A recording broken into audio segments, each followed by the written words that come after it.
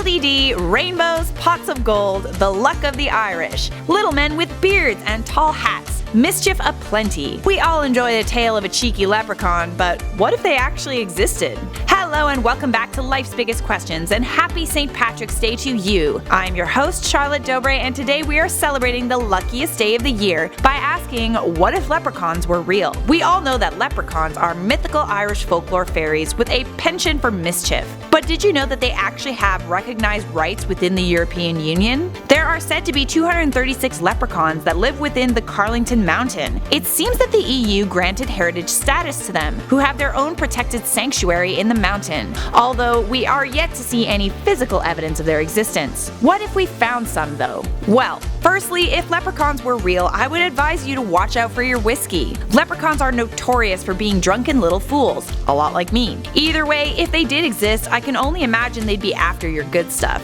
That being said, perhaps you could use a bottle of fine Irish whiskey to lure the leprechauns to you. Irish legend says that leprechauns will grant you 3 wishes in exchange for their freedom. If people cottoned onto this, it's possible a lot of people would go out hunting for leprechauns, which could lead to a few questions of ethics. Like Hermione Granger's work with Spew, we may see an insurgence of leprechaun rights groups, and perhaps it wouldn't be long before the process of leprechaun poaching was made illegal. That being said, I'm not sure leprechauns even need human laws to protect themselves. It is well known in Irish folklore that leprechauns are evasive tricksters. If you did manage to catch one, it's likely they would befuddle you in some way. Or if they did grant you your wishes, it has been said that they purposefully mess up commands to play with you. This could lead to a lot of angry people, and perhaps cause tensions between humans and fairies. But of course, fairies are magic, so why would we ever want to mess with them? Either way, I can only imagine that if leprechauns were real, tourism in Ireland would majorly be on the up, which would boost the Irish economy to no end. If leprechauns were real, people would have an increased interest in rainbows and their now more realistic magical powers, with many searching for that much fabled pot of gold. There would be studies launched into light refraction and how this somehow generates precious metals. Countless scientists would be trying to replicate the process, which if they found a way, could be a game changer for mining. Light mining. Can you imagine? If leprechauns were real, they would be doing a roaring shoe trade. In popular culture, the fairies are regularly seen making and mending shoes. They're pretty talented cobblers. Sure, they have their leprechaun gold and everything, but maybe they could cash in on their good name.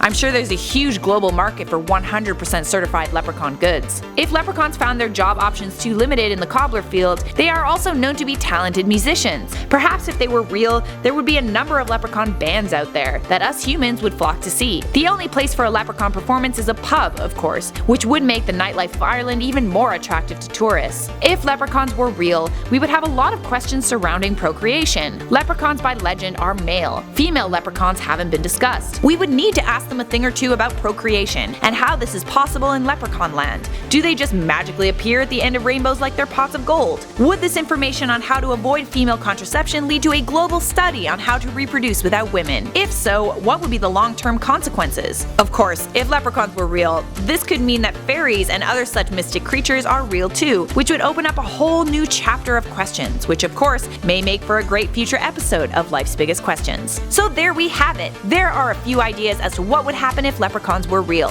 What do you think the world would be like? How are you celebrating St. Patrick's Day? Let us know in the comments section down below. For now, thanks for tuning in. I'm Charlotte Dobre, and you've been watching Life's Biggest Questions. To continue on your quest for answers, check out our playlist Biggest What Ifs. As always, make sure notifications are turned on by clicking the bell, and we'll see you in the next video.